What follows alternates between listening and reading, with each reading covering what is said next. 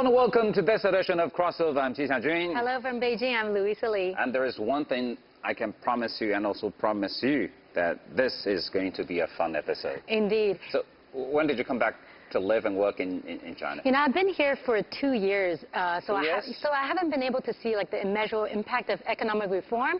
However, for the past 2 years, Yes. I've seen a lot of developments, just 2 years alone. So you were born in Canada and grew up in the West. Yeah, I grew up in the West, so you know, I never had the chance to see that change. But on the other hand, you have a different story. Yeah, I've been living my life Yeah, in right. China. That's the thing. But the thing is, not only me. Today we're not joined in our studio by 3 special guests who have, I guess, better knowledge of China than you do. Yeah. Welcome to Crossover. We have Lawrence. Hi, how are you? And we have Mary, and we have Martin. Hello. So the first question is, when did you come to China? A long time ago. Long time ago, I'm sure, right? Since we're now having this special episode about the 40 years opening up and reform in China. Well, we've watched 4 decades go by. I came in 1981. 1981. That's right. Right after the policy was adopted. 1979, Yeah. our relations, American relations with China finally were established. And under Jimmy normalized. Carter, even though Nixon came in 72, the actual normalization of relations and establishment of relations wasn't until 79. So I was the second group of American students to come to China and study So you were a Chinese. student at the time? I was a student learning Studying Chinese. Chinese or That's right. Chinese politics? Or? Mandarin at Nankai University in Tianjin. Wow. So In 1981, and you've been living in China on and off? Or? I've spent most of my life in China. Yeah. I left, you know, I lived in Hong Kong also during that period and did some work also in Southeast Asia. But basically, you know, China's one of these places, it's like the song Hotel California. You can check out, but you can never leave. But you have a Chinese wife, you know. You have My a wife Chinese is family, from basically. This is Beijing, your and, hometown too. You know, we have a Siheyan, a courtyard house in the old city, and you know, live, you know, with between the juxtaposition of traditional China and all of the modernity. So, Mary? Yes.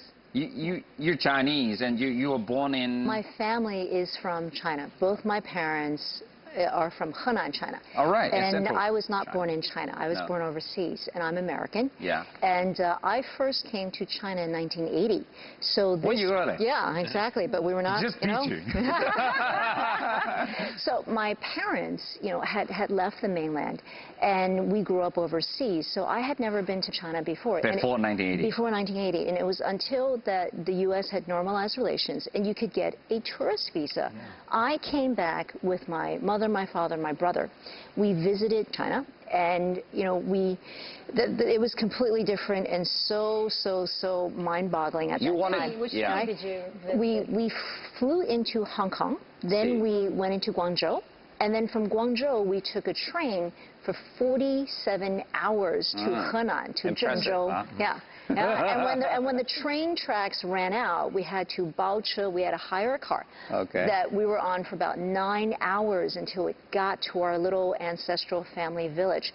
That was the very first time in my life that I met my grandparents. You know, my father came in 1979. As soon as he could get a visa, he came to China. He saw his parents. He met his brother for the first time.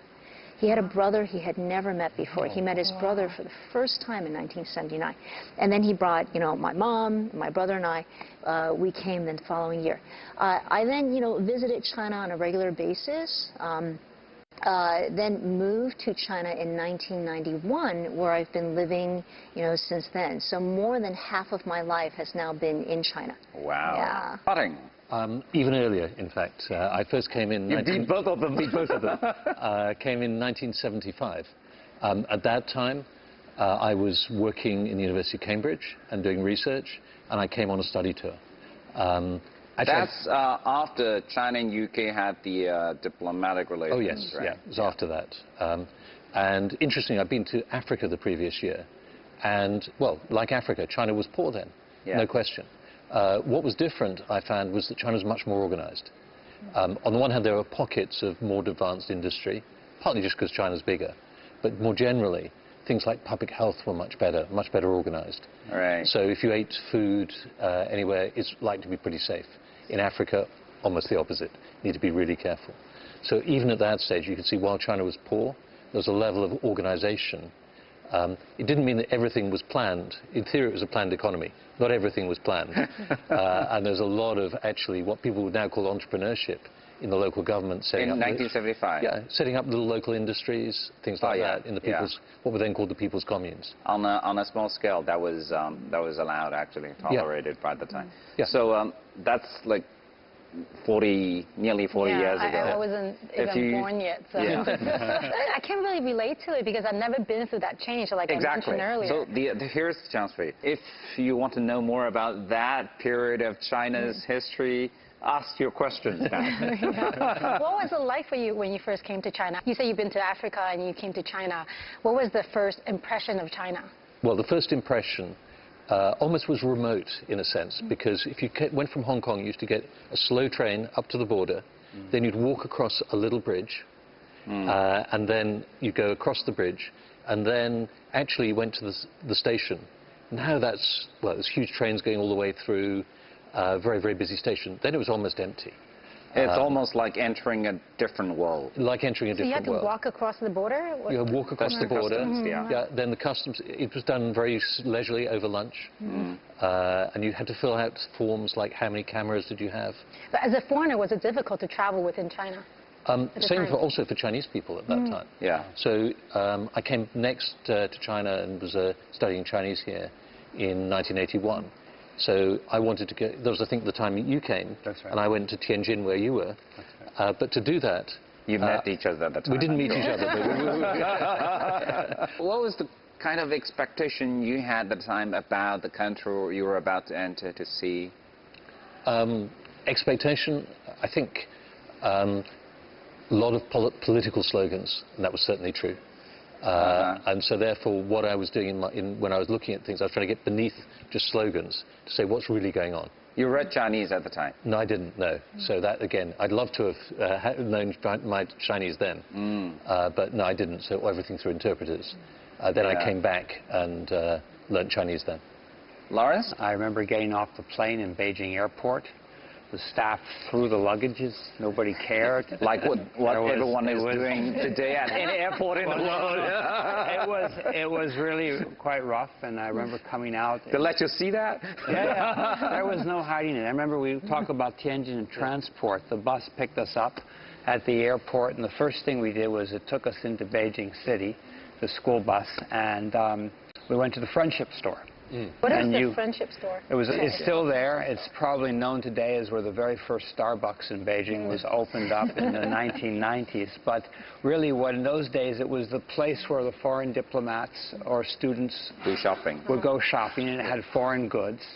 And they had a Coke. And I spent $1 and bought a Coke. And the teachers, the professors from Nankai University, criticized me for wasting so much money on a Coke.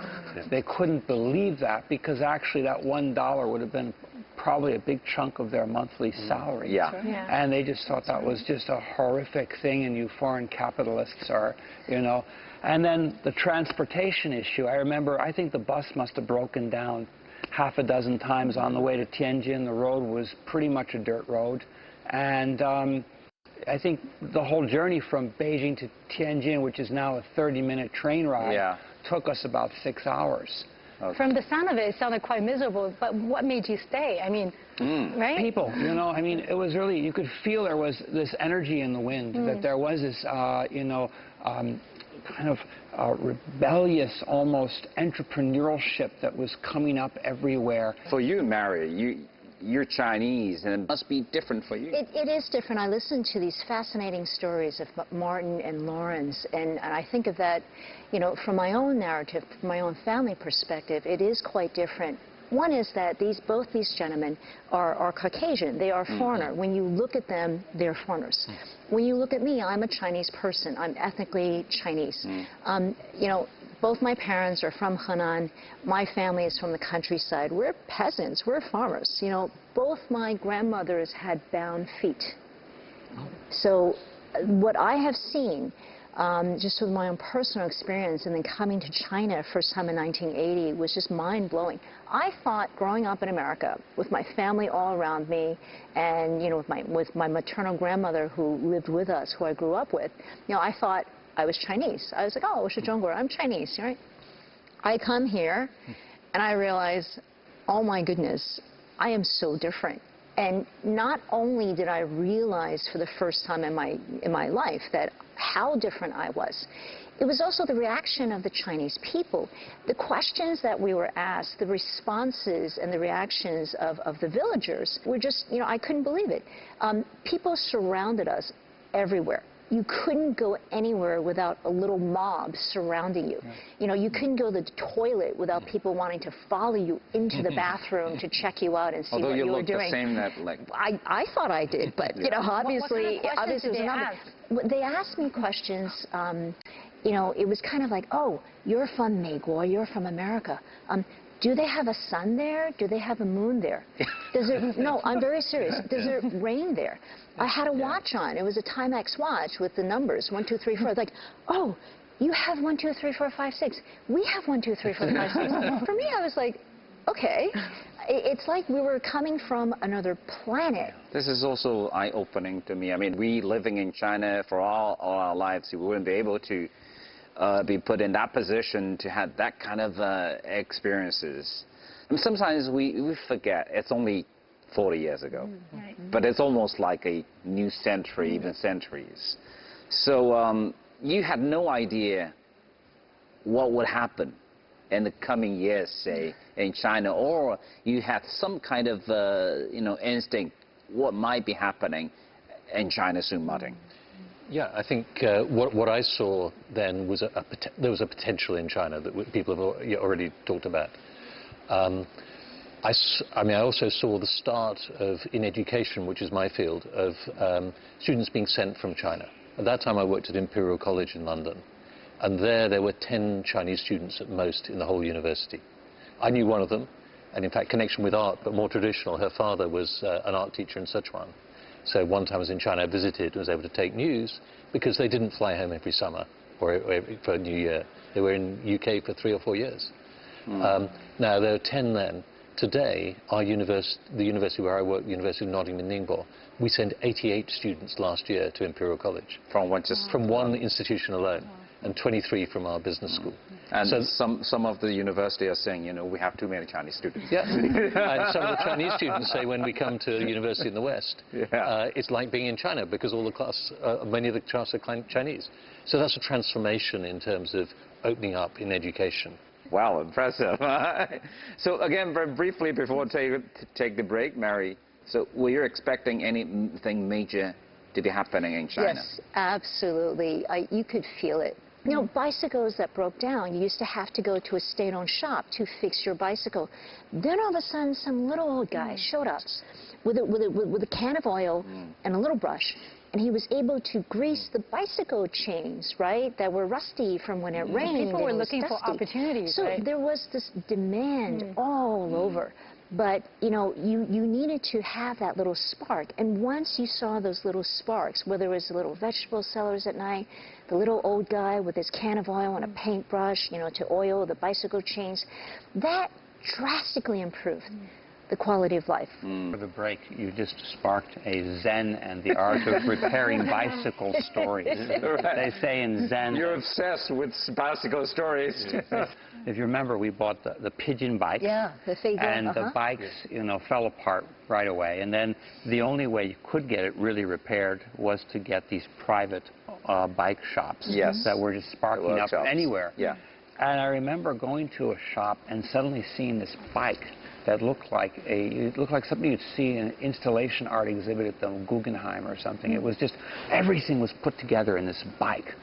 And I asked my classmate from Nankai, I said, where did the guy get this bike? This is so creative. And he goes, don't you understand? He made it himself.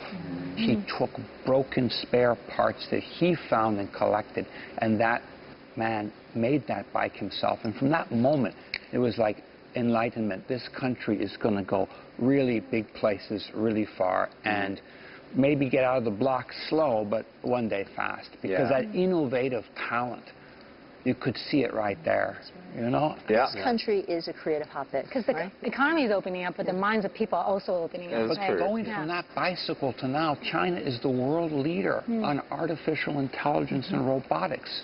To some extent, I see ourselves lucky because we're here, we're able to see the whole process, starting from the very early days till what is happening now in China in that period of 40 years, and you missed out most of it. So let's take a break, and this is pretty much a history lesson for Louisa. Yes, so let's take a break first, and when we come back, we're going to ask you to share more stories with us, with Louisa, and also with our audience. Stay with Crossover. We'll be right back.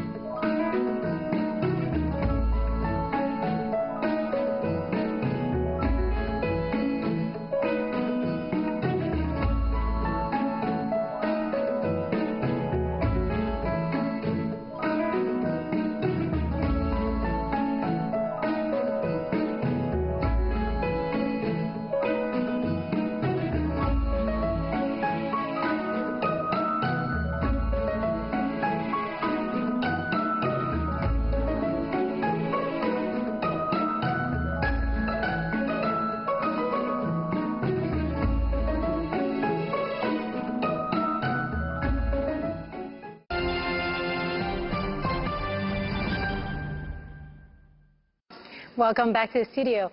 And as mentioned earlier, the economic reform has really changed the lives of many people, if not all. I want to know about your story. What was the most memorable time that you had, if you think back? The biggest change that you faced throughout the years? I can only say things that I couldn't even imagine myself living in this country, in this society, were things that we take for granted in later years. Only a few years after my graduation from college, I was thinking, yeah, I wish one day, you know, watching some American movies, I just wish one day that I could have my own apartment, I could have my own car, you know, that's like, it looks like the lifestyle that you have, right, in West. And then not long after that, and then you have your own apartment, and then you have your own first car, and then life moves on. And I guess because the process, the life pace goes on so quickly, it's even quicker than our own imagination. And I'm sure it's even quicker than you can even realize it, right? So for now, we have so much to discuss, and we were even discussing this during the break. So for now, I would like to invite you to share with us, and when we talk about the transformation of the Chinese society, what are the aspects that strike you the most? It's like, wow, this is no way happening in China.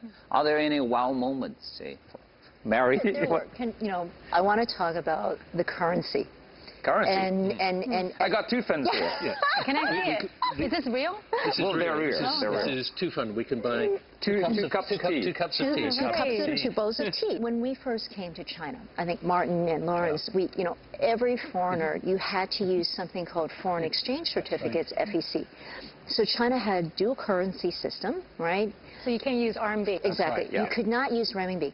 And so in theory. Yeah. In practice, you had to have a few, black market, because there were some traders didn't like them. So my earliest story of, you know, if you live in the major cities, if you lived in Beijing or Shanghai or Guangzhou, where all the foreigners were, and you could shop at the friendship store, and you could go to hotels. But okay, you take a trip outside of the city, and you have your little FEC with you, all of a sudden, nobody will take this money.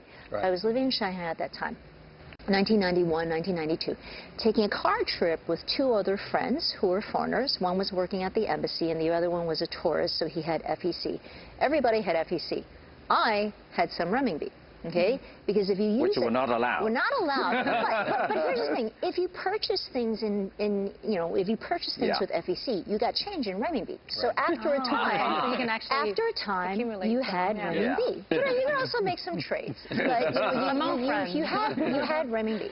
But for my friend who was from the embassy, they could only use FEC. And my friend who had just jumped off a plane a day ago, he only had FEC. So I had some renminbi. We're driving through Hangzhou on a car trip, road trip, and we stop at a gas station to get gas. And, my friends pull out their FEC, and they're like, oh, 那是什么东西? What is that? We don't know what is this. So we couldn't actually pay for the gas purchase because they didn't recognize FEC and wouldn't accept it. So I had renminbi. So it was like, hey, Mary with her renminbi to the rescue. So I paid for this. And as we're going through the hotels, I realized, okay, I'm just going to pay for everything this trip because so nobody would accept FEC. That was fantastic. So that was what I remember was like, wow, this dual currency thing, this is a problem. This is something that's going to have to change. I remember the day that they finally unified the currency, right? Do you remember that? I remember 1995. Right. I was at a restaurant, and then, all of a sudden the bill was presented, and you could pay in renminbi for the first time. And I was like, oh, finally, this is going to be great. One currency, one country, everything was calculated to one exchange rate. And you could see that this was going to make your life so much easier. Yeah, I guess it all came with different things. I mean, at the time, you didn't have the right currency, and then you were not allowed to travel anyway. You were supposed to stay in the cities. That's right, If you needed to travel to the countryside, you needed a, I don't know, permit. Permission. Permission. Yeah. What used to happen was, first of all, in Beijing, if you went a certain way out towards the Western Hills, there were signs saying, no foreigners beyond this point. See. That was one thing. But if you want to travel between cities, you needed to get a travel permission. That's right. But now it's all free come, free go, and you may just travel to anywhere. So what you had to do is you had to go down to the Gonghanju, the Public Security Bureau, one day. Yeah. Give in your passport, you get a travel permission, collect it the next day, and only then could you go to the station to buy the railway ticket. All right. So you had to get permission before you could buy a railway ticket. Yeah. And then, of course, it's not like today. The other huge change is the smartphone. It's crazy. I was just going to mention that. Because we had this, you had this before, and we used FEC, Expat, right? And then now it's almost like a cashless society, no cash. Especially in big cities. You're paying with your mobile phone. Such a drastic change. It's just going to jump from one to the next. And it's even faster than anywhere in the world, basically. In the U.S., you still rely on credit cards, and right? Checks, and we do checks. The most primitive form of payment. It's almost we jumped over that period and it went directly. China will constantly leapfrog. Lawrence, what is your story, and what are the aspects that strike you the most? What strikes me, and I was involved a lot with policy here with the government. I started off as a lawyer for multinational corporations. I did ExxonMobil's first deal here, Ericsson's first deal, Roche's first deal, Bayer. I negotiated the very first deals for them. And then at that time was working closely with an organization called the State Commission for Reform of Economic Systems. So the government was always looking at the macroeconomy like a big chessboard and trying to think about how to move the pieces around. So they called me in quite a lot. I used to always go over to their offices and work on state-owned enterprise reform. And the blueprinting, because every time we did a deal, we were restructuring a state-owned enterprise. And in those days, the challenge was, how do you create efficient corporations? How does China industrialize? More industry and more investment means more people have jobs. And then fast forward, 15 years later, water systems are polluted. 50% of the water was contaminated, agriculture, health problems, pollution. And then what am I doing? I'm working with the government, assigned now to the Ministry of Environmental Protection, to draft a document called Ecological Civilization. And now that's been adopted by the government, by the party. It's in the party constitution. And now it is national policy for green growth in all sectors. China now as a result of this policy shift, is the #1 leader on green bonds in the world. And what's happening today? In our own country, America, now there's a huge shift back to coal, supporting fossil fuels, anti-globalization, and, inward looking.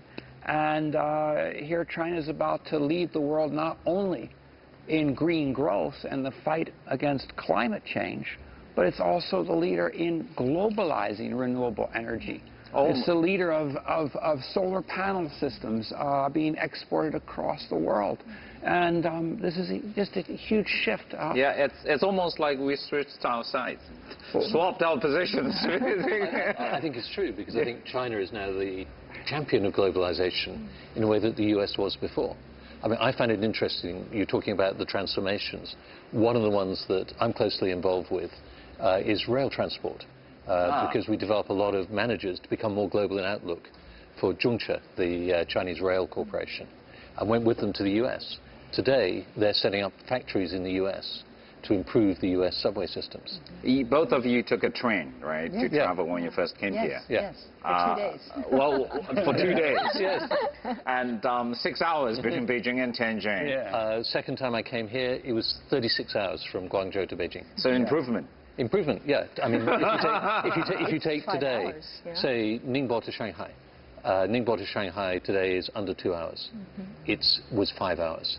And there's a plan now. Ningbo to Shanghai. By rail. Used to be 5 hours. Still 2 hours? It's now under 2 hours. No, then when they build another new bridge, it will get towards 1 hour. Right. This is high-speed rail. Right? High-speed rail. Yeah.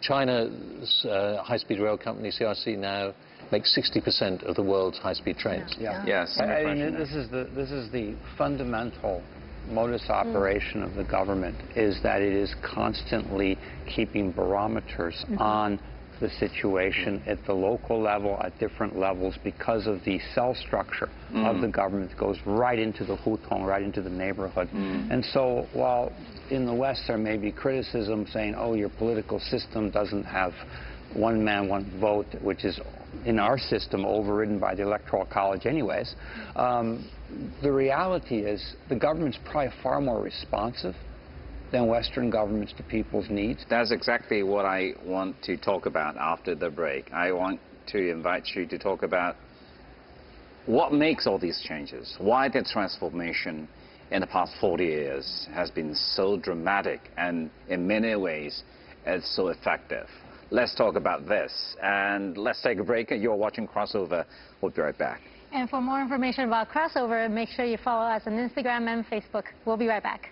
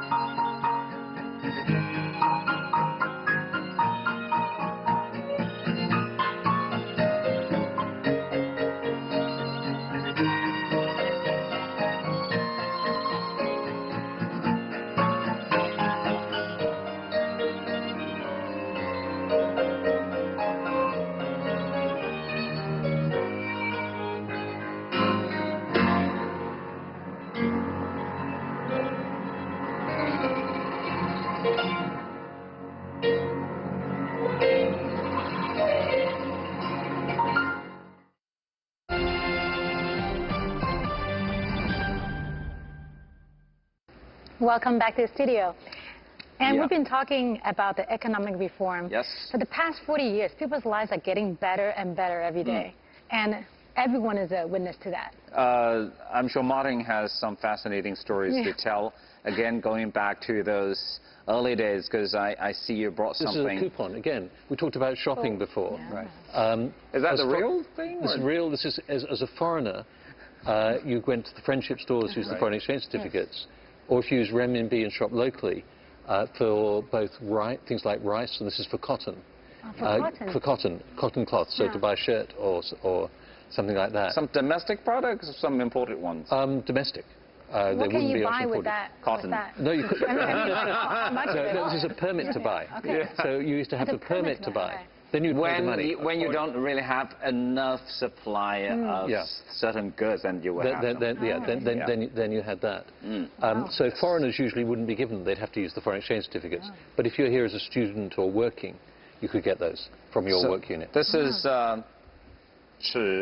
literally it's something like 1.5 meters. So of cloth, right? Of cloth. Okay. Of cotton. Yeah. Which makes one jacket or one skirt. Yeah. But again, I mean, referring all these developments coming from this to what we have today is not like, you know, you don't have enough. It's, you have an abundance of basically everything. So many choices. Yeah. Coming from those early days to what we have today, what we're seeing today, and the timescape of 40 years or even less. What do you think are the reasons for that to happen? And why this is happening in China in such a pace? The secret's very simple. It's sheer pragmatism, and it's thinking about the psychology of the population.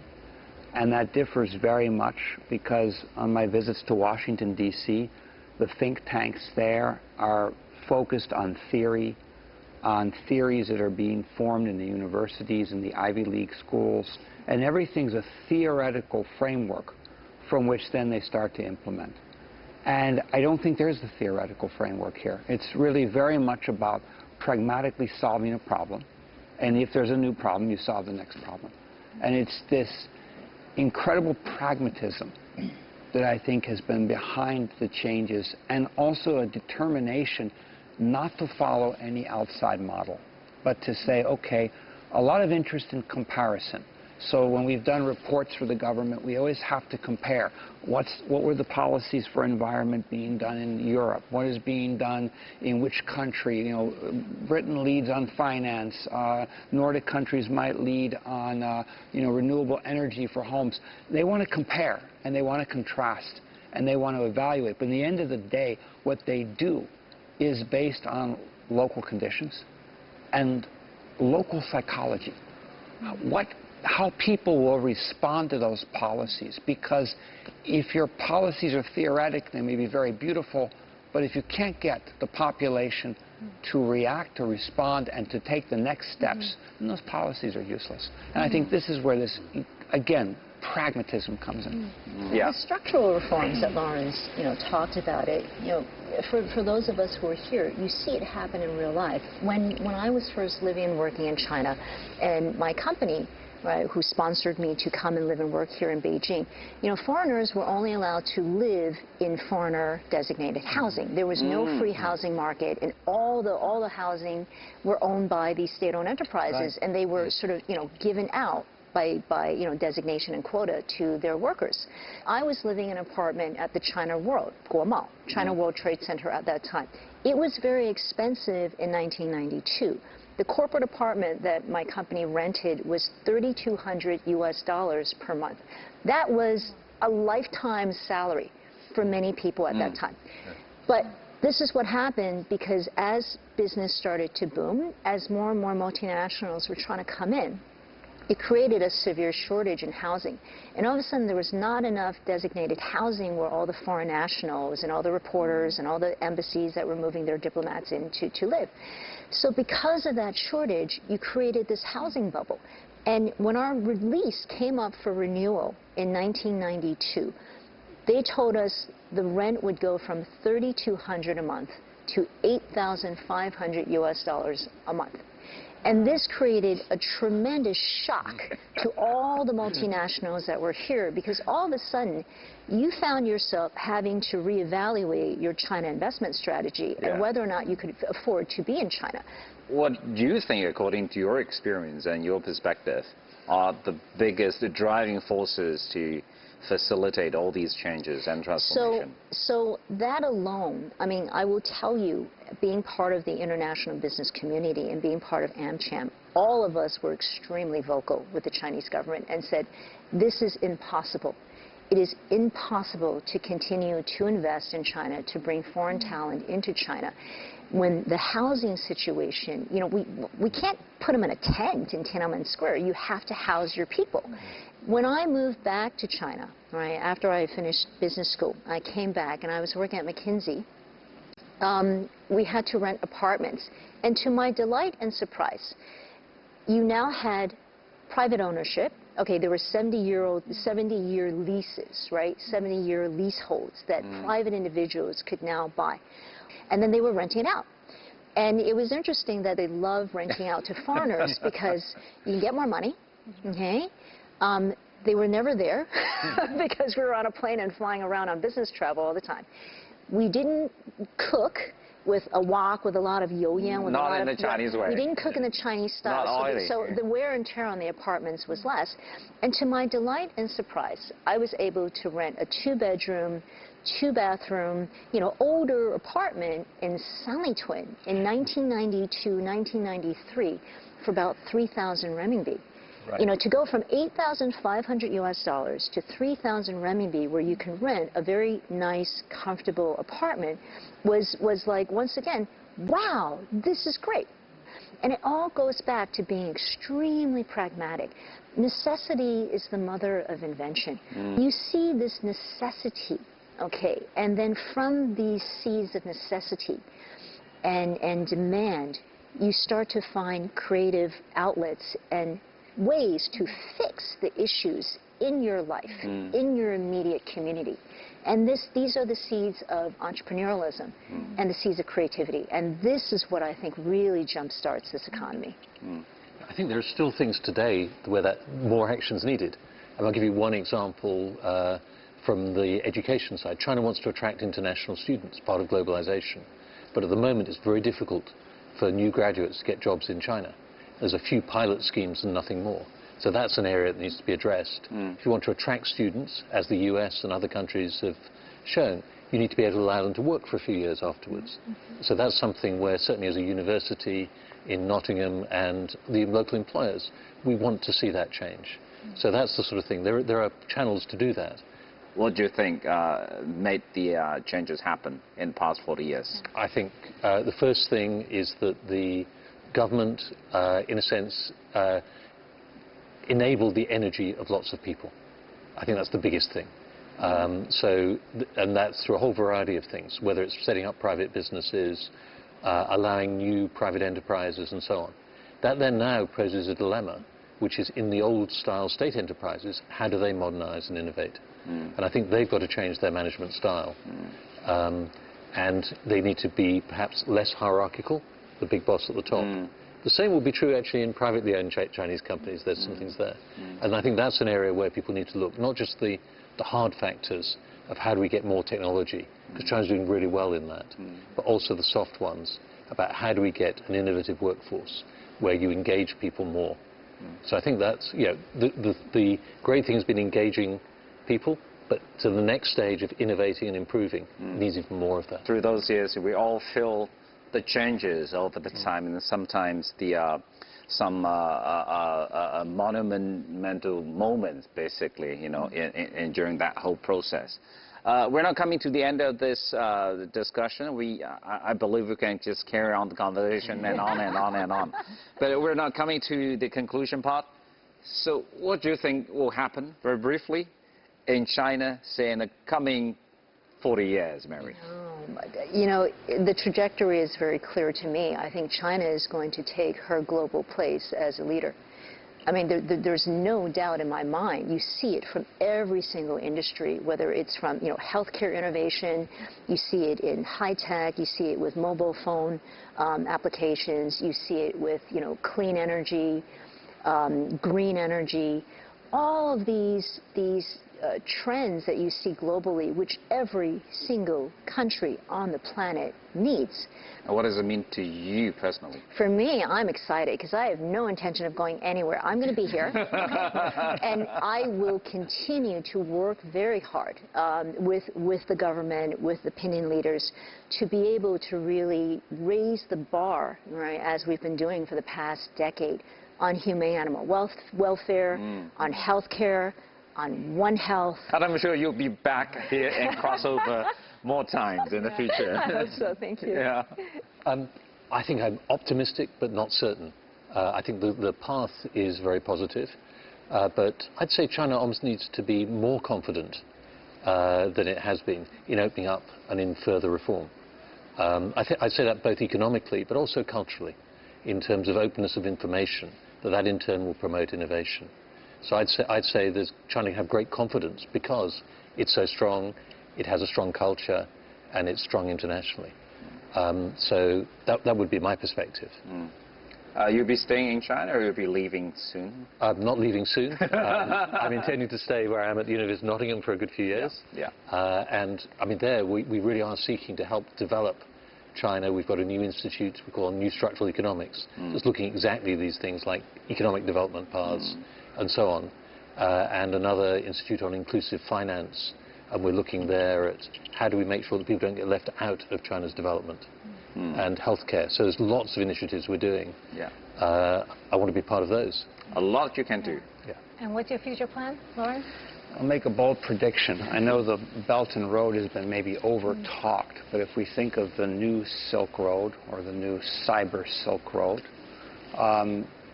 you have now the China experience, I don't want to call it a model, going global.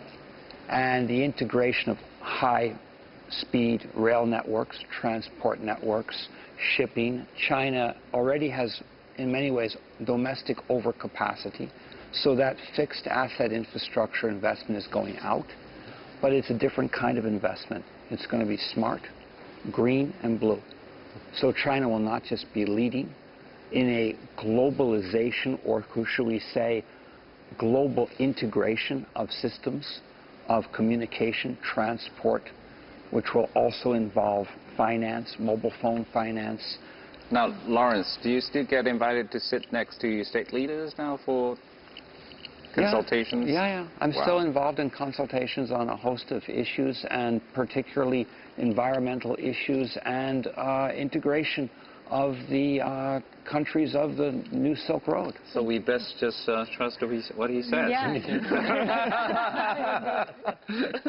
Okay. The future has just begun. All right. So be part of it. Yeah. Once again, thank you, ladies and gentlemen, for coming to Crossover. And I guess you have quite some experience of listening to. Very interesting stories. I can't really imagine myself being in that situation, but from the stories, it's so fascinating to hear the changes that you've gone through throughout these years. And we're very optimistic about the future and looking forward to seeing more stars with Mary. So the question is, are you staying or are you leaving? I'm staying for a while. All right. Okay, once again, thank you for coming to Crossover. And thank you for watching this episode of Crossover. We'll see you next time.